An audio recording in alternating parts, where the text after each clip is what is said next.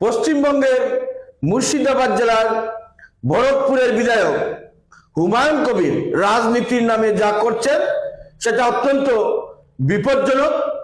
যে ভাষায় তিনি কথা বলছেন, যে ধরনের আচরণ করছেন, এটা সভ্যতার পরিপন্থী। নানাভাবে সাম্প্রদায়িক উস্কানি দিচ্ছেন, বিদ্বেষ ছড়িয়ে দিচ্ছেন মানুষের মধ্যে। অবশ্যই এটা গভীর চিন্তার বিষয়। এ নিয়ে এখন নিউজ টিউজ বাংলাক্রম লাইভের এই বিশ্লেষণ। আয়ারাম গয়ারামের মতোই রাজনীতি করছেন হুমায়ুন কবির। আজ তৃণমূল কংগ্রেস, কাল বিজেপি, পরশু অন্য দলে, এই রাজনীতিটাই তিনি করে আসছেন। 2019 খ্রিস্টাব্দে বিজেপির হয়ে লোকসভায় লড়েছেন, আবার 21-এ তৃণমূল কংগ্রেসের বিধায়ক হয়ে গিয়েছেন এবং এইভাবে শাসক দলের ছত্রছায়ায় থেকে রাজনীতির নামে প্রভূত সম্পত্তির অধিকারী হয়েছেন, ক্ষমতাধর হয়েছেন। এখন তৃণমূল কংগ্রেসের ফ্র্যাঙ্কেস্টাইন দেখা যাচ্ছে যে তার এসব কার্যকলাপে কোনো না কোনো ভাবে বিজেপির কোনো নেতা মদত দিচ্ছেন। সচেতন মহল মনে করেন যে হুমায়ুন কবিরের মতো সুবিধাবাদী নেতাকে যদি বিজেপির শুভেন্দু অধিকারী বা অন্যরা প্রশ্রয় দেন, তাহলে সেটা পশ্চিমবঙ্গবাসীর জন্য কখনো ভালো কিছু হতে পারে না। কারণ হুমায়ুন কবির সাম্প্রদায়িক বিদ্বেষ বিষ শুধু মুর্শিদাবাদ জেলায় নয়, অন্যত্র ছড়িয়ে দিচ্ছেন।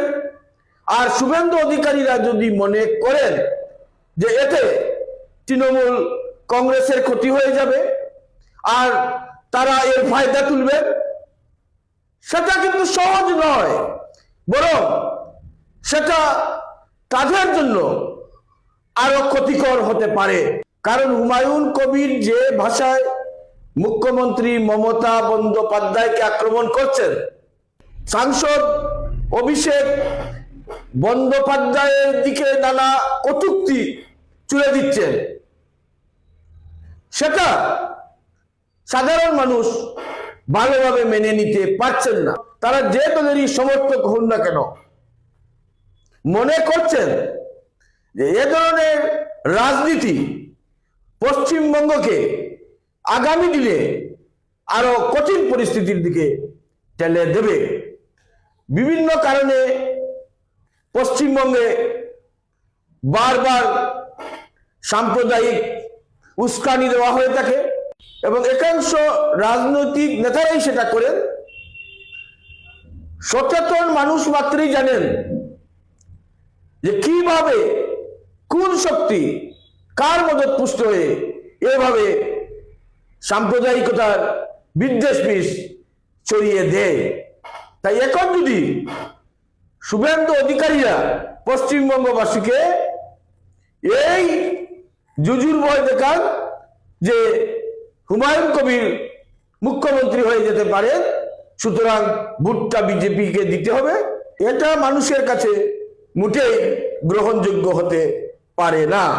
হুমায়ুন কবির রাজ্যের মন্ত্রী তথা কলকাতা পুর কর্পোরেশনের মেয়র ফিরহাদ হাকিমকেও অত্যন্ত কদর্য ভাষায় আক্রমণ করে চলেছেন।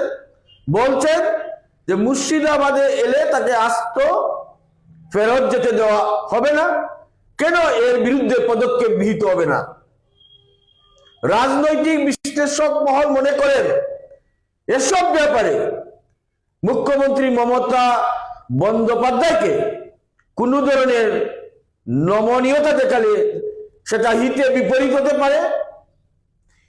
এরকম আরো অনেক প্রেক্ষাপট পশ্চিমবঙ্গে তৈরি হয়েছে, যেখানে সাম্প্রদায়িক শক্তি নানাভাবে অন্যদের প্রশ্রয়পুষ্ট হয়ে বিভিন্ন কুটকৌশল প্রয়োগ করে চলেছে।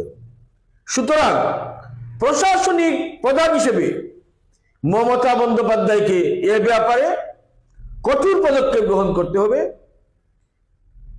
এর পরিণতি যাই হোক না কেন, হুমায়ুন কবিরের মতো নেতারা যাতে কথা বলতে বেলাগাম হয়ে না যান, এই শিক্ষাটা তাদের দিতে হবে।